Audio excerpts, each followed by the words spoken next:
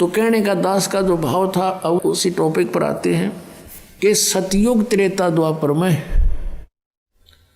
जो प्राणी अच्छी आत्माएं होती हैं उनको जन्म मिलता है। और वो कौन होती हैं? जैसे अब ये बैन उठ गया मालिक का, मालिक ने खोल दिया ये भंडारा मोक्ष का, ओपन कर दिया है मोक्ष पे, और ये मंत्र और ये वो मूल ज्ञान जो अभी तक छुपा के रखना था वो भी। तो अब अरबों खरबों की संख्या में पुण्यात्मा सतलोक जाएंगे जो इस मर्यादा में रहेंगे। और सतलोक यूँ नहीं जाएंगे कि ऐसे मरते आना डर लगेगा फलाना होगा, नहीं, आपको न पता भी नहीं लगेगा मृत्यु विघ्ना भी, क्योंकि इस ज्ञान से आपको ये दृढ़ता आ जाएगी कि यूँ कवर तो छूटेगा।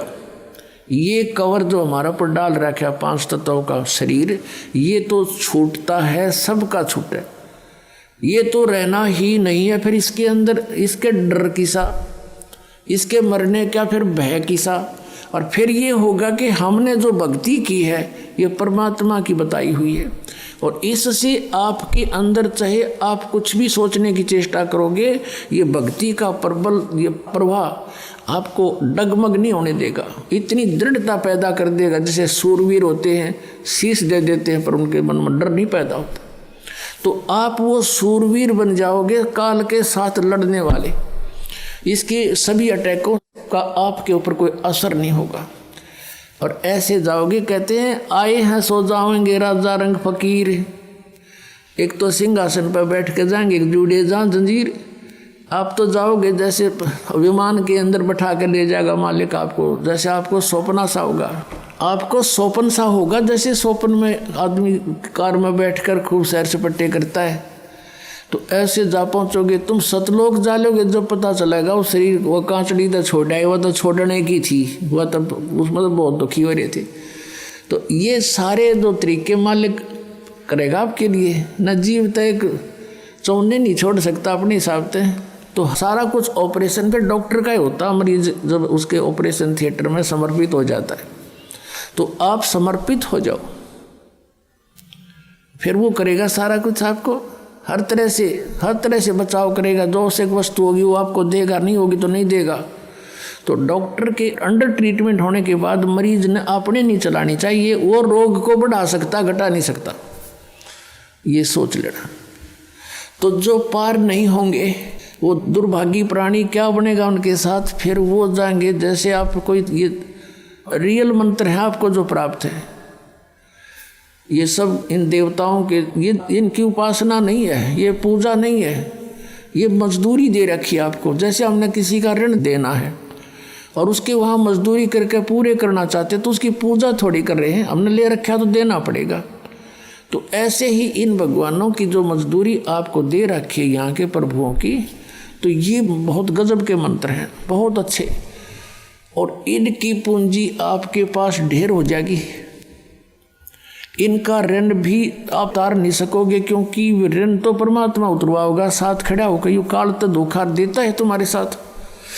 तो जो पार नहीं होंगे वो दुर्भाग्य प्राणी यही रह जाएंगे। तो फिर कहाँ जाएंगे? ब्रह्मा के लोक में, जो ब्रह्मा जी का मंत्र आपको दे रखा है उसकी कमाई से। उसकी कमाई समाप्त होने के बाद जाएंगे ये विष्णु जी के लोक में, विष्णु जी का आपको मंत्र दे रखा है या मजदूरी दे रखी है, धन हो जाएगा इकट्ठा। फिर जाएंगे शिव जी के लोक में, शिव जी का आपको मंत्र दे रखा है, वहाँ पूंजी ये पुण्य खत्म होते ही फिर जाएंगे दुर्गा के लोक में। फिर ये जाएंगे ब्रह्म लोक में, जो इस काल का मंत्र सरपुरुष का मंत्र दे रखा है आपको। और उसके बाद जो सतनाम प्राप्ति है, सारनाम प्राप्ति है, ये भी रह जाओगे। ये नहीं कि सार नाम मिल गया तुम होगे पार, नहीं। मर्यादा सबसे बड़ी चीज़ है। जैसे सारी टिकट ले रहे हो, जहाज में बैठे नहीं उतर गए नीचे, फायदा क्या हुआ उसका? डाल लो जेब में टिकट ने, वह कैंसिल होगी। तो ऐसे ही आप जी ने इस परमात्मा के द्वार से हटना नहीं है। द्वार धनी के पड़ा रहे, धक्के धनी के खावे, और 100 काल जखजोली पर द्वार छोड़ नहीं जावे।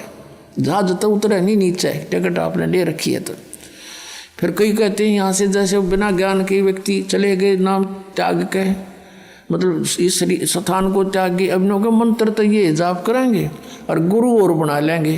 वाह भाई वाह, टिकट जहाज गिर बैठ गया गधे पर जाके। अकल देखो इनकी। तो इसके लिए परमात्मा बताते हैं कि वो जब रह जाएंगे ना यहाँ पे, तो ऐसे प्राणी फिर वहाँ रोते हैं बैठ के, उनको ज्ञान होता है। तो फिर क्या करते हैं परमात्मा, सतनाम में 2 मंत्र, 2 अक्षर का मंत्र है, एक ओम है तो ब्रह्म का जाप है, और दूसरा मंत्र है वो अक्षर पुरुष का जाप है, अक्षर पुरुष यानी परब्रह्म का। लेकिन वो परब्रह्म का जाप होते हुए भी उसका धन बहुत गना है, और वहाँ वो केवल हमने वहाँ पर योग करना था उसको पार करने के लिए 7 संग ब्रह्मांडों को, लेकिन वहाँ ना जाने से फिर इस काल ने यहाँ पर नकली सतलोक, नकली अलखलोक, नकली अगमलोक बना रखे हैं। और उस दूसरे सतनाम के जो 2 अक्षर में दूसरा मंत्र है उसकी कमाई को ये वहाँ बर्बाद करवा देता। उसके बाद फिर भी पुण्य इसके बहुत बच जाते हैं, क्योंकि ऐसा मंत्र है। फिर इनको वहाँ जब इसके पुण्य खत्म हो लेते हैं, ये क्या करता है, ये काल अपना गुजारा आपसे टैक्स लेकर आप पर चार्ज लगाकर अपना काम चला रहा है। किस ब्रह्मांड का ये इतना कंगाल आदमी है। जैसे राजा होता है वो प्रजा से टैक्स लेकर ही प्रभु पाकता है, उसके टैक्स से सेना खरीदता है, उसके टैक्स से मौज मारता है, उसके पास खक नहीं होता। ऐसे यहाँ की सारी व्यवस्था, यहाँ के भगवानों तक भी यही व्यवस्था है इनकी। तो आप इसने होटल बना रखे ऊपर, वो स्वर्ग जिनको कहता है, आपके जो पुण्य होते हैं उन पुण्यों के ऊपर से ये 25% टैक्स लेता है आपको वहाँ पर, और वो तो अलग जमा होता है, और बाकी वहाँ जो आप खाने पीना वो सब फ्री नहीं होता, आप ही की पूंजी को वहाँ वो उसने डाइट रख रखी है, ये खाओगे इतनी डाइट, अब ऑटोमेटिक वहाँ कैंसिल होती ख़त्म होते चले जाते हैं, और वो सब धन उसी के पास रह जाता। तो उसके बाद फिर आपको कहाँ भेज देता है, पाप के आधार से नरक में। नरक भोगने के बाद फिर कहाँ पटकता है कि सतयुग में सबसे पहले जो अब कलयुग के अंदर जो पार नहीं हुई, परमात्मा कबीर जी की शरण में आकर जिन्होंने सत भक्ति कर रखी है, वो पुण्य फिर भी गणे बच जा उनके। अब उनको फिर कहाँ ब्राह्मण माटी करवाओगा, उनकी सतयुग में जन्म देगा। अपनात्मा जैसे कई भक्त कहते हैं, क्योंकि हम जीव हैं, हमारी सोच जीव वाली ही है, हम यूँ कहना लग जाते हैं भगवान ने ऐसा क्यों किया, भगवान ने ऐसा क्यों किया। तो ये बालक सोच है, हम भगवान से सियाने नहीं हो सकते। हमने कभी भी परमात्मा के किसी भी क्रिया में हमने दोष नहीं देखना चाहिए, लेकिन बालक हैं और हम दूध के जले हुए हैं, लस्सी को भी फूकना हमारा स्वभाव बन जाता है, भय बना होता है। और इन अज्ञानियों ने हमें इतना धोखा दे दिया होता है कि हम उनके ज्ञान को सही मानकर स्वीकार किए बैठे थे, और जब ओरिजिनल ज्ञान आता है तो हमारी बुद्धि फिर उसमें खुरापात नरे पैदा हो जाते हैं, कहीं ये भी गड़बड़ ना हो, इसलिए नरे प्रश्न पैदा कर देता काल दिमाग में। पुण्यात्माओं, जैसे एक मार्केट में 9 नकली दुकानें हैं, और उन 9 नकली दुकानों पर जो व्यक्ति ठगा जा चुका है और कभी इत्तेफाक से उस ओरिजिनल पर भी पहुंच जाता है, तो उसको उनसे भी ज़्यादा शक की दृष्टि से देखता है, ये स्वभाव होता है।